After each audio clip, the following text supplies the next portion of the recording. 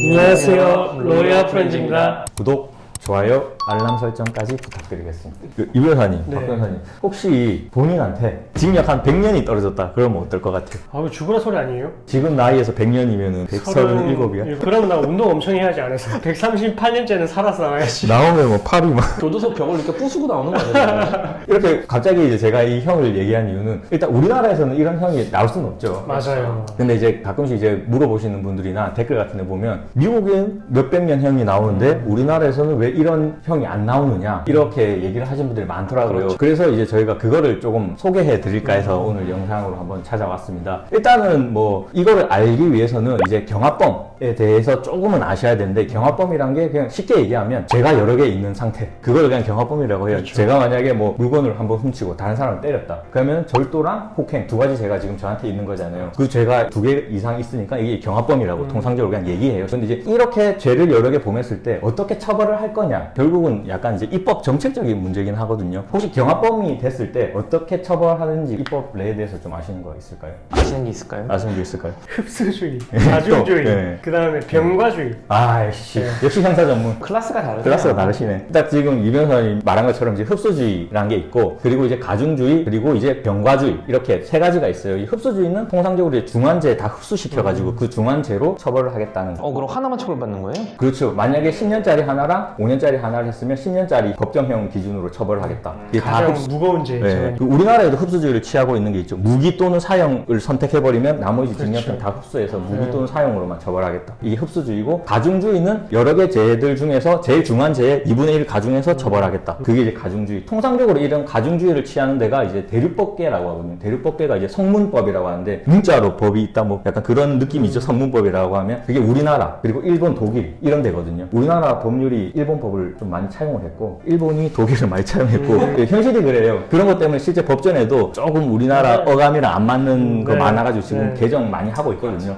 이제 그런 거 이제 그런 거고, 그리고 병과주의가 이제 만약에 10년짜리 하나, 10년짜리 하나, 10년짜리 하나 이 세 개를 다 더해서 30년까지 나올 수 있게 만드는 게, 이게 보통 이게 영미법계, 아까 제가 제일 처음에 소개한 것처럼 미국 같은 경우가 이제 이런 걸 채택을 하고 있거든요. 병구주의. 병구주의.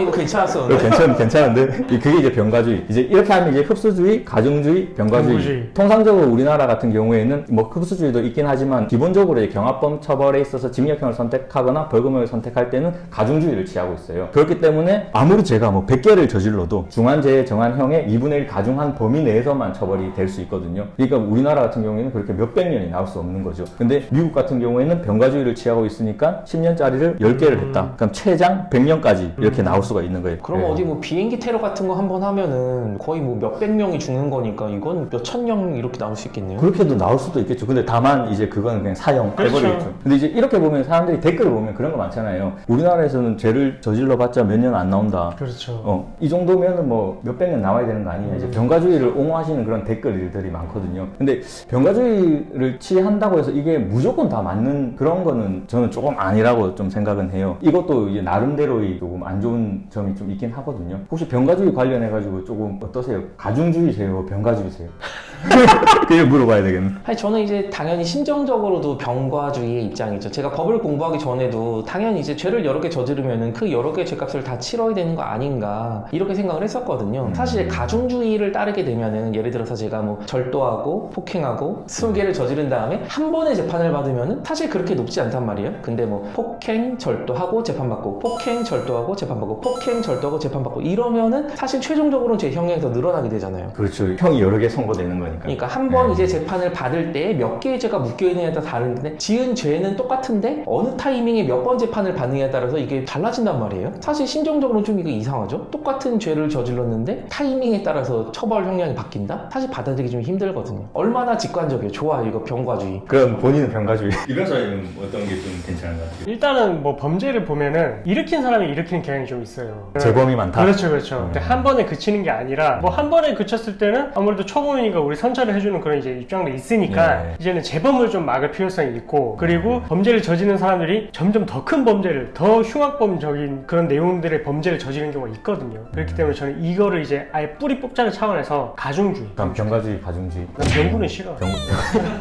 저는 약간 이제 병가주의보다는 이제 가중주의가 맞다고 이제 조금은 이제 생각하는 이유가 있는데, 예를 좀 들어서 설명을 드리면, 제가 이제 정말 죄질이 안 좋은 범죄, 살인 같은 거 저질러가지고 예를 들어서 뭐 한 20년을 받았다 칩시다. 살인죄, 그건 정말 이거는 용서받지 못할 범죄잖아요. 20년 받았다. 근데 제가 그게 아니고 폭행죄를 제가 한 100개를 저질렀어요. 그걸 다 합쳐버리는 거예요. 그러면은 살인죄보다 더 높은 형이 선고돼 버릴 수도 있긴 하거든요. 약간 그런 문제도 조금 발생할 수 있을 것 같고, 그리고 실제 유기징역 상황이 너무 늘어나게 되면 교도소에 이제 수용자를 이제 수용할 수 있는 한계가 있는데, 그 한계치를 넘어가지고 계속해서 사람이 쌓이니까 적체돼가지고 더 이상 이걸 수용할 수 없을 그런 문제도 발생하고, 결국 교도소에 있는 사람들도 우리 세금으로 어떻게 보면 먹고 살고 하는데 그 세금에 대한 문제도 있을 것 같아요. 근데 엄청 가중시켜 놓으면 무서워서 범죄 못 저지를 것 같은데, 애초에. 미국 보세요, 미국. 미국은 막 몇백 년에도 결국은 범죄를 저지르잖아요. 그런 문제도 좀 있는 것 같아요. 그래서 실제 우리나라 형량이 너무 약해. 미국 같은 데도 보면 이렇게 이제 병가주의를 취하고 있지만, 실제 형이 선고된 이후에 가석방 제도도 엄청 많이 활발화돼 있고, 그리고 실제 그 형기가 정해진 이후에도 생각하는 거에 따라 형을 깎아주는 그런 제도도 있다고 해요. 어떻게 보면 보완하는 거죠, 미국에서도. 근데 또 이게 국민들이 바라보기에는 뭐 예를 들어서 100명 죽인 사람 사형, 10만 명 죽인 사람 사형 똑같이 하면은 이게 뭔가 차별이 없어 보이잖아요. 100명 죽인 사람 뭐 징역 1000년, 10만 명 죽인 사람 징역 500만 년. 이렇게 하면 뭔가 상징적. 네, 상징적인 의미가 있어서 어차피 뭐 그 안에서 늙어 죽는 건 매한가지긴 한데 어쨌든 이놈이 더 나쁜 놈이다. 이런 차별을 좀 둘 수 있지 않을까요? 근데 너 가중주의 아니라 병구주의 아니었어? 네. 그러니까 병구주의. 병구주의요? 그러니까 계속 가중해서 크게 때리자 이거잖아요. 그래. 나랑 비슷하네.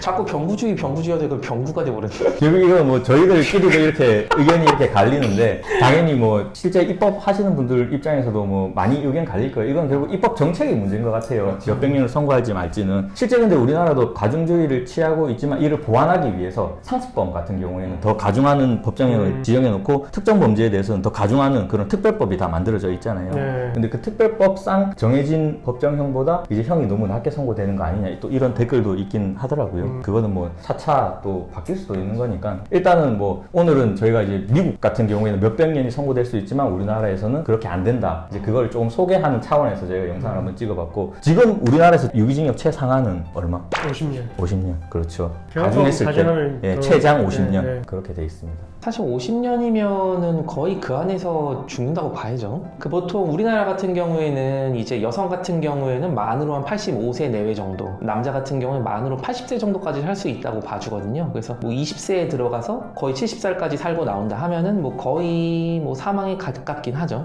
오늘은 조금은 좀 궁금해 하실 수도 있고, 또 인터넷에서 좀 댓글 같은 걸로 이제 좀 많이 다는 그런 주제에 대해서 조금 얘기를 해봤는데, 다음에도 또 이런 다른 나라 법하고 우리나라 법하고 좀 다른 부분이 있으면 저희가 한번 소개하는 영상 한번 네. 촬영해 보도록 하겠습니다. 네. 감사합니다. 감사합니다.